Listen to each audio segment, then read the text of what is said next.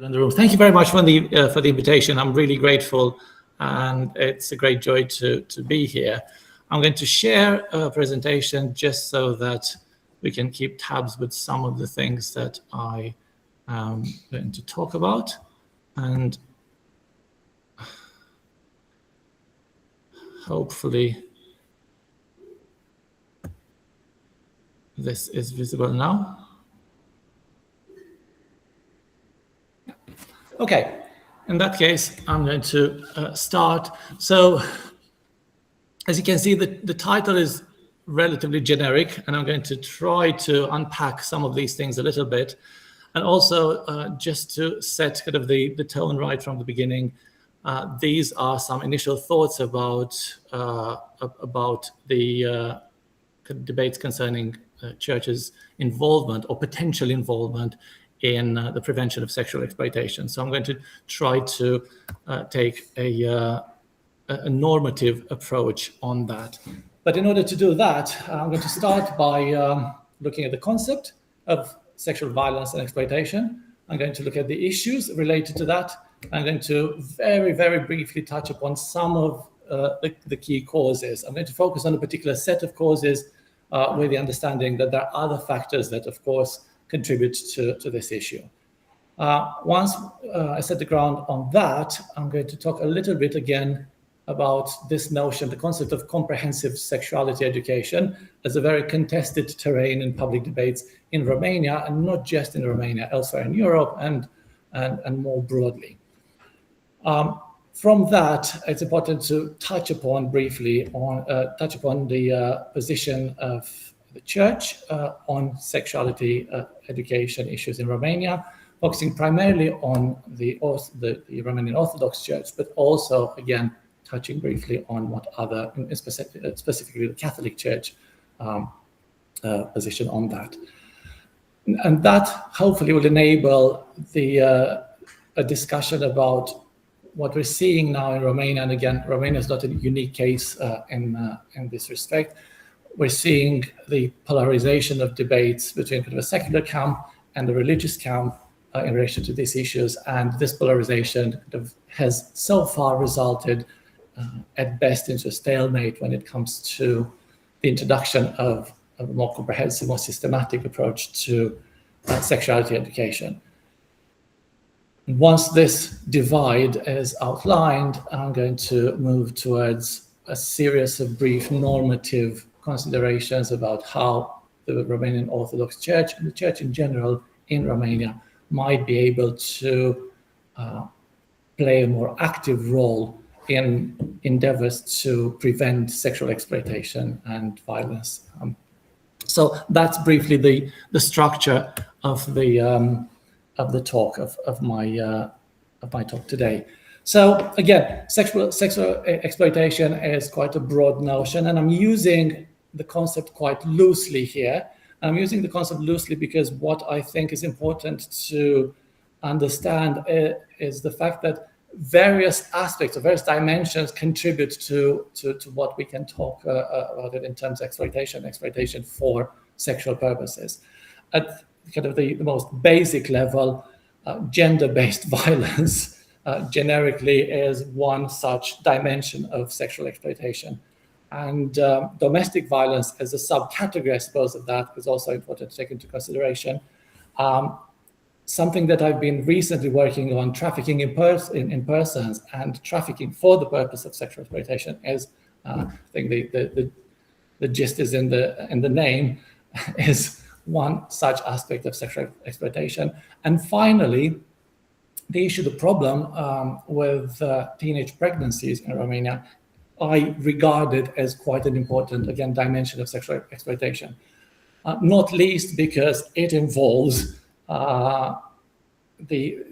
and fortunately, the criminal code in Romania has changed to that effect, to recognizing sex with minors as rape, as a form of sexual exploitation. So it is quite important to then consider that, incorporate this in this umbrella notion of sexual exploitation. So sexual exploitation, for the purpose of what I'm going to talk about today, incorporates all these kind of different areas. So what are the issues? And I'm picking up on some of these subcategories or dimensions. When we talk about teenage pregnancies, there is kind of an understanding that Romania fares quite poorly in the European Union. In fact, I think in terms of per capita numbers, it's only Bulgaria that fares worst. But in some aspects, the issue in Romania is particularly concerning. You've got some figures there kind of unpacked on specific issues. Some of them I highlighted in red just to draw your attention to. And one of the most concerning, in my view, categories is that covers teenage birth for the age group 10 to 14. And if you look across years from 2020 to 2024, Romania has a consistently large number. And if you look comparatively, the total number across the EU, taking 2024 as an example, the total number across the EU of teenage births for girls aged 10 to 14 is 1,452. And out of those, Romania accounts for 601. So we're looking at quite substantially more than a third of the total number of these teenage births. So it's an extremely concerning problem.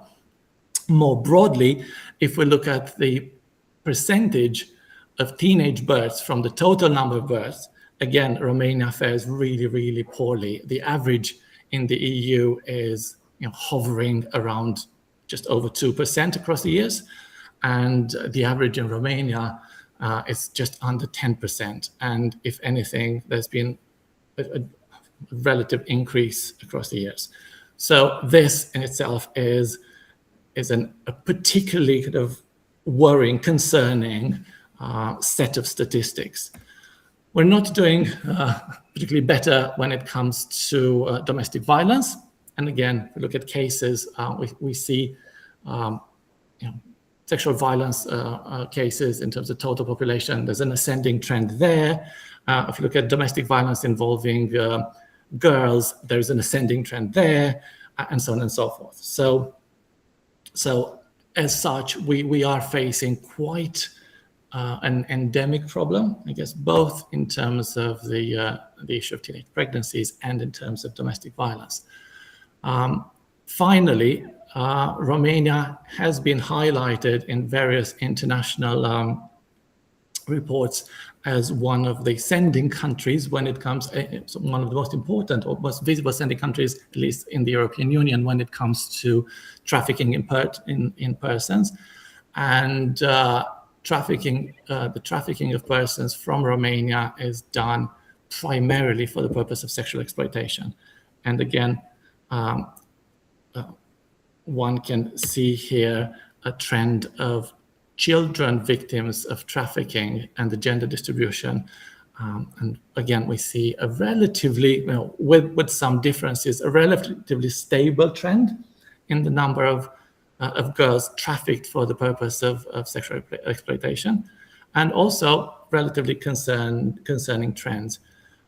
Just to add a further complication, these figures only represent registered cases of trafficking, and interviews that I've carried out with stakeholders and specialists in the area suggest that the number is significantly higher. So this is, in a way, the tip of the iceberg, because these are cases that have been discovered, they've been processed, they've been investigated by the police in Romania. So these are cases investigated in Romania, but they don't necessarily involve victims that were trafficked only in Romania.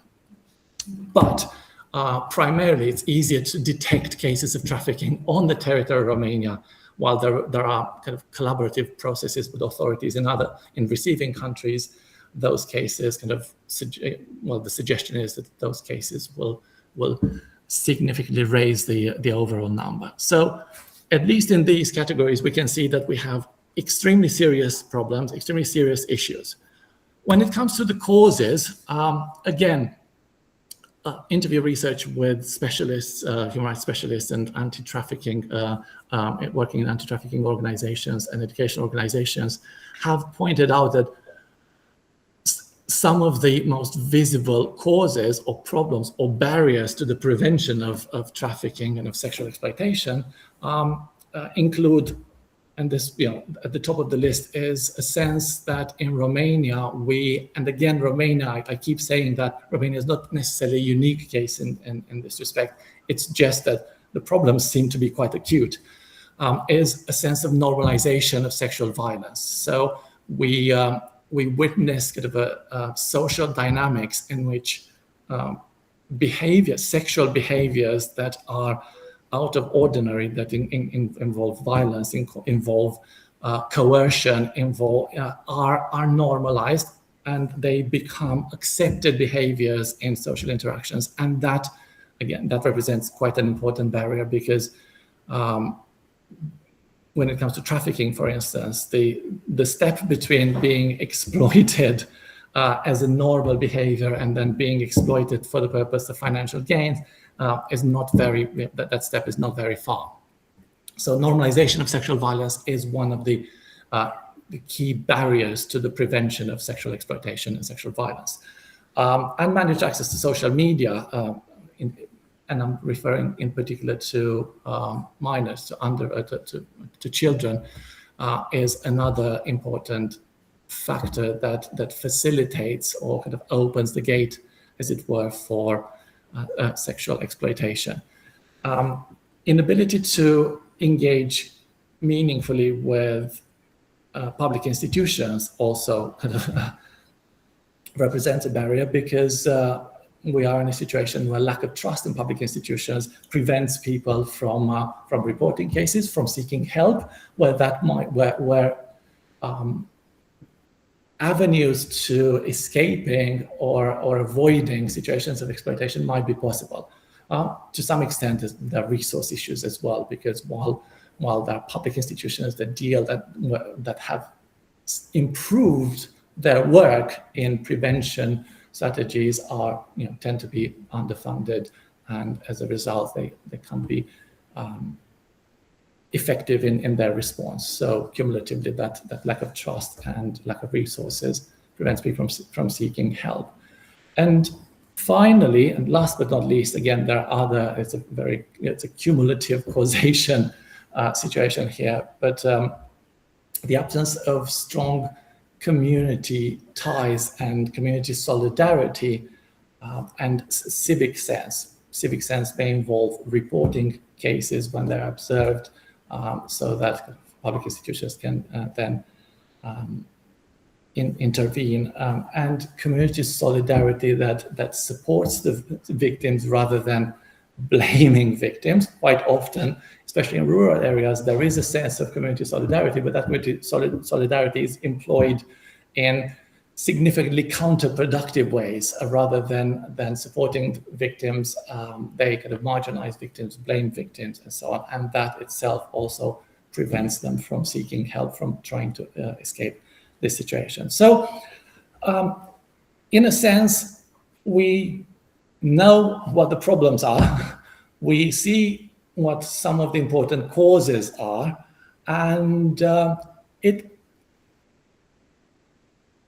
is at the level of common sense, we can speculate that education can be quite an important contributor to prevention strategies.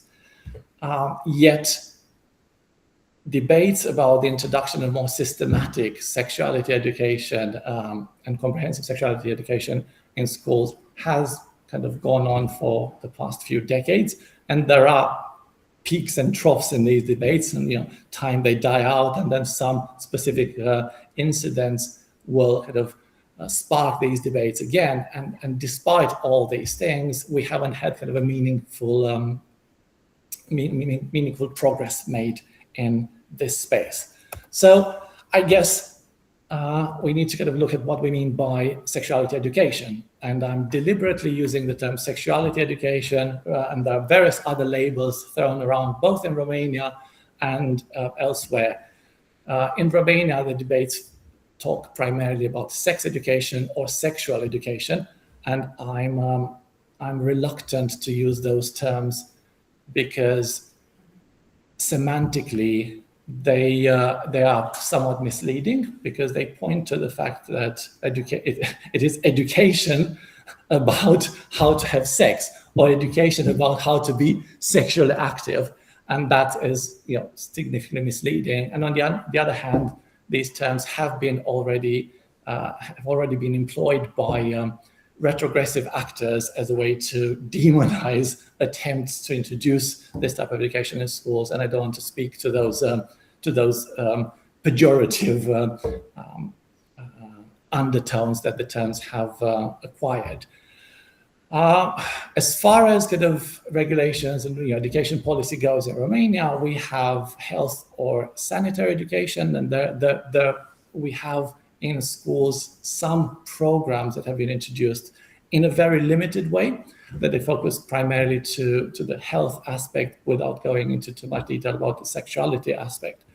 And also they come with various other ties. They are an opt-in part of the curriculum rather than being comprehensive and compulsory part of the school curriculum.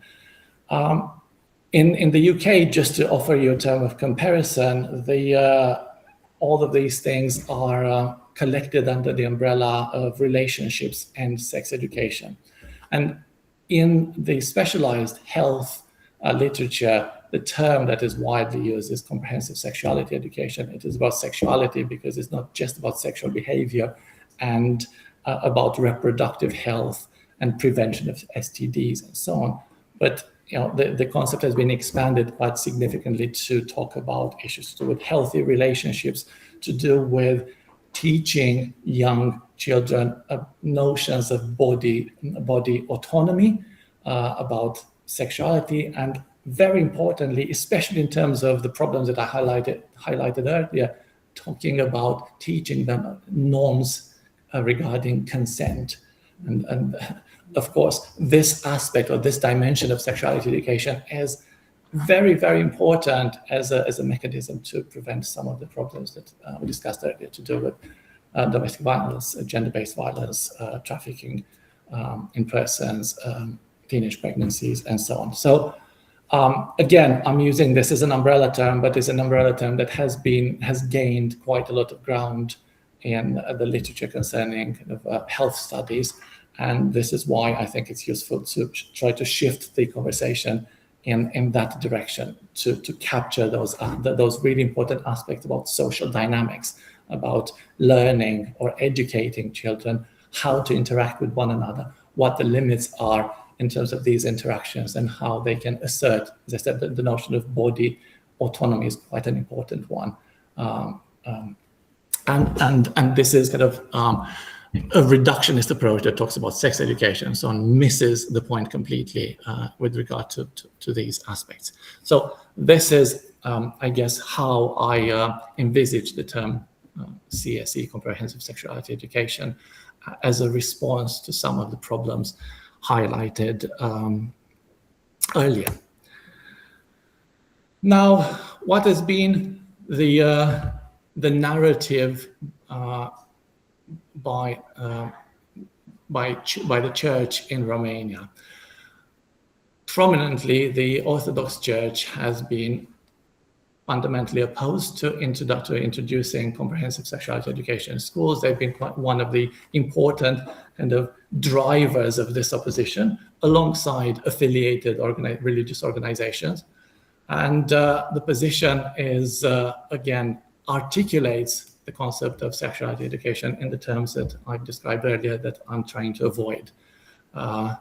They equate sexuality education with the sexualization of children, sexualizing children's lives from very early ages, propagation of aberrant toxic gender ideology, and so on, encouraging chaotic sexual life with dramatic consequences for children and adolescents, and as a result, they are quite firmly opposed to this. And as I said, they've been very vocal and very influent in this area. I'm sure that the group itself has highlighted some of the important political dimensions of this in terms of church-state relations in Romania and the role of the Orthodox Church in shaping or at least influencing political narratives and political decisions. So of course, this is quite, I'm glossing over that aspect, but I take it as implicit because of the nature of this relationship. We do not want, we don't need graduate Kama Sutra classes to be normal people and so on. So it's a very, very distorted view of sexuality education, as I said, that misses the point of the type of learning that acts, that can be quite effective as a preventative measure to the issues highlighted before, earlier. The Catholic Church shares the opposition, the kind of the strong opposition to the introduction of sexuality education in schools, although I found that the public narrative is somewhat more moderate. And I've got here a short illustration of that. The focus here is that it is the responsibility of parents to educate children in all areas of life, and it shouldn't be something that the state introduces and drives, and the schools that then the curriculum kind of imposes on children.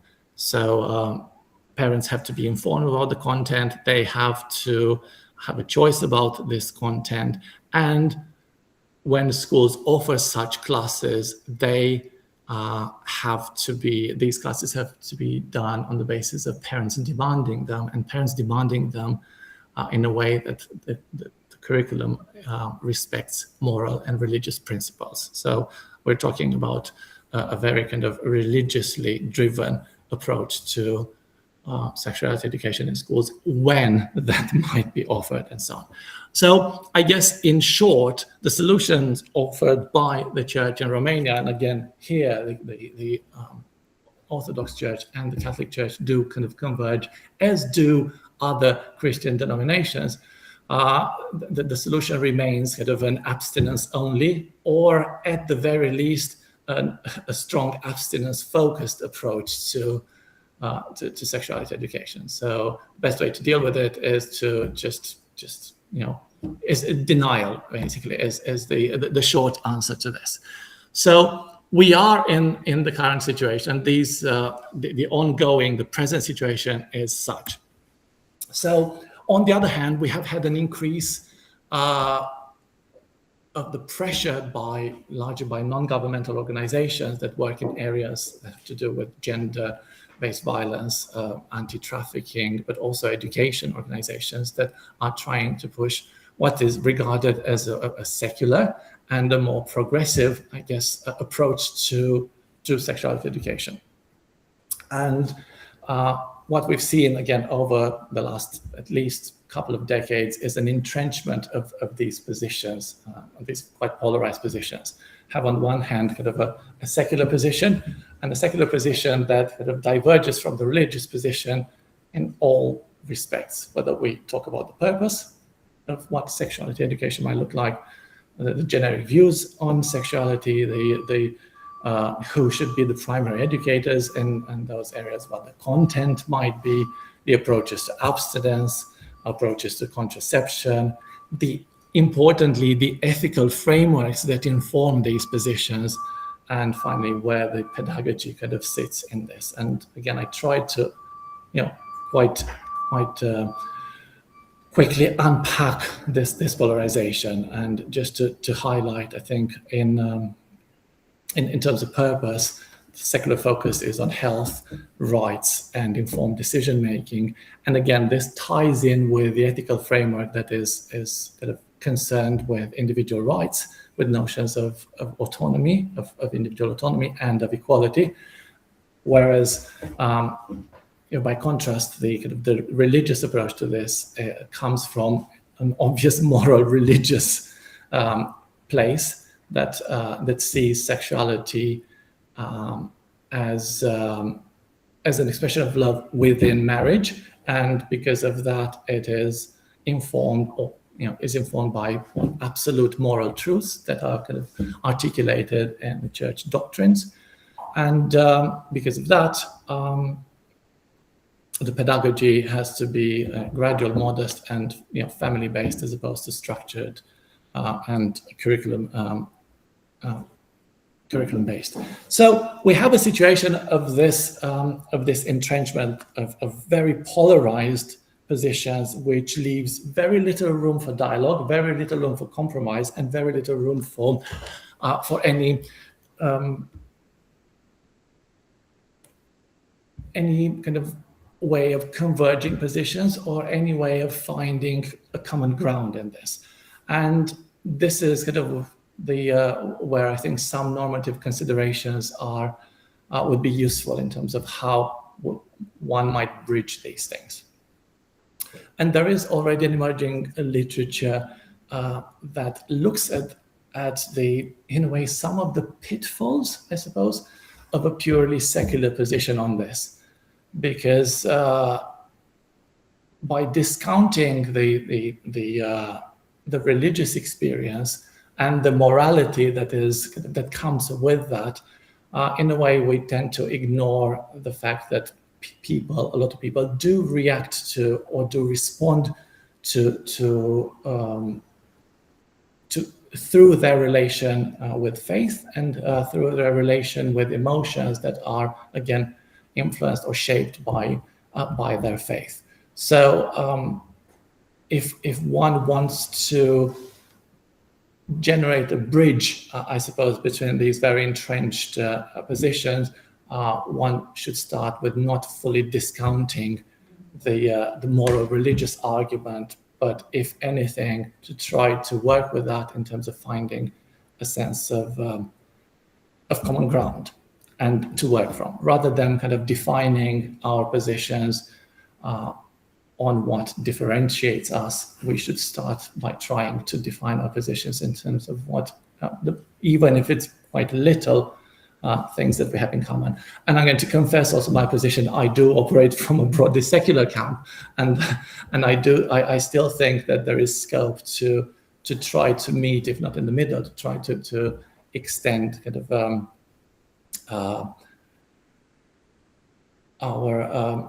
a sense of willingness to enter dialogue.